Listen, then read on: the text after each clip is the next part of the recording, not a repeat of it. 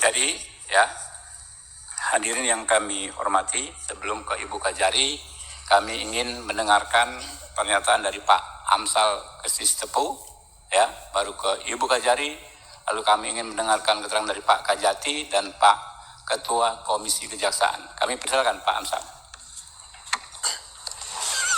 Terima kasih pimpinan, dan sebelumnya saya mau berterima kasih terlebih dahulu kepada Ketua Komisi 3 DPR RI Bapak Habibur Rahman, pimpinan dan semua anggota Komisi 3, Pak. Terima kasih banyak, Pak. Hari ini saya sudah bebas, Pak. Terima kasih banyak.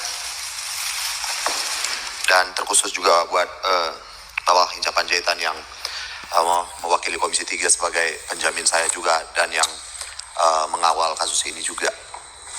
Dan dapat saya jelaskan, Pak, ini terkait perkara yang saya sudah lewati ini. Saya sudah ditahan selama 131 hari di Rutan Kelas 1 Medan, dan awalnya itu saya diperiksa pertama kali itu di bulan Maret tahun 2025, dan di sana itu pada saat Maret 2025 itu semuanya berjalan sangat baik menurut saya, tidak ada hal yang mencemaskan. Bahkan di momen itu Kasipiesus pada saat itu setelah penyidikan itu berbicara, di ruangan itu ada Pak Juniadi Purba yang sebagai penyidik pada saat itu, dan juga Pak Wira Arizona. Jadi di dalam ruangan itu ada kami berempat. Di situ saya sempat ditawarkan untuk menjadi saksi ahli karena dia bilang Amsal ini yang paling memahami cara pembuatan video profil ini gitu. Dan kemudian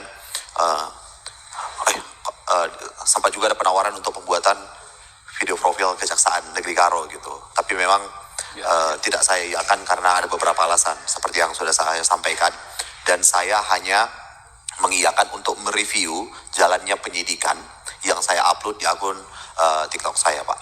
Dan kemudian berselang 8 bulan saya kembali diperiksa. Itu pemeriksaan saya kedua tanggal 19 November 2025, dan setelah pemeriksaan itu saya langsung ditetapkan menjadi tersangka karena menurut penyidik Inspektorat Kabupaten Karo menyatakan ada kerugian negara dari pekerjaan yang saya lakukan. Padahal faktanya saya sama sekali tidak pernah diperiksa oleh badan pemeriksa keuangan manapun. Saya tidak pernah dipanggil oleh inspektorat, dan makanya saya saat itu bingung. Dan jujur aja di banyak media pada saat itu beredar, saya tidak memakai masker dan selalu tersenyum dalam penahanan itu, Pak. Karena di hadapan penyidik saya bilang saya nggak usah pakai masker, Bang.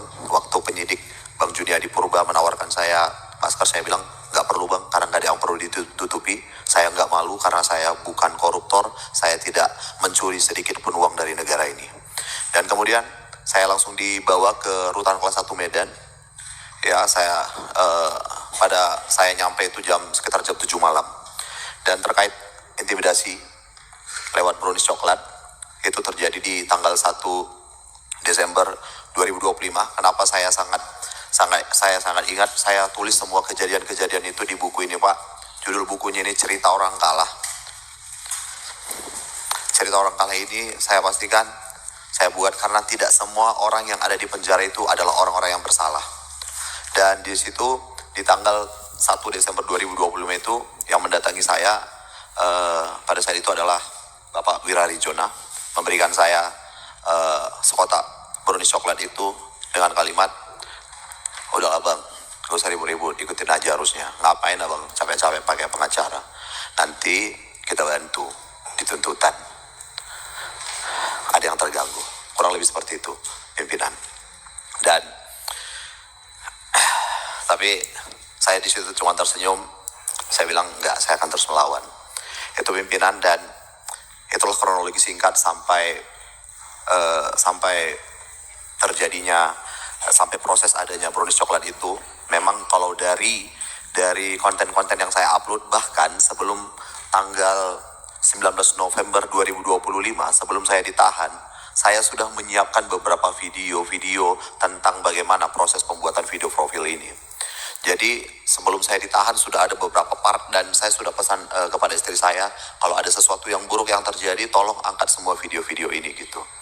Dan setelah proses persidangan itu berjalan, banyak hal yang membingungkan, pimpinan. banyak hal yang membingungkan. Yang pertama itu adalah ketika saya menerima LHP, laporan hasil perhitungan kerugian negara, itu ada beberapa item yang tidak diakui. Itu yang menurut saya ya, paling menyakitkan buat saya sebagai seorang pejuang ekonomi kreatif.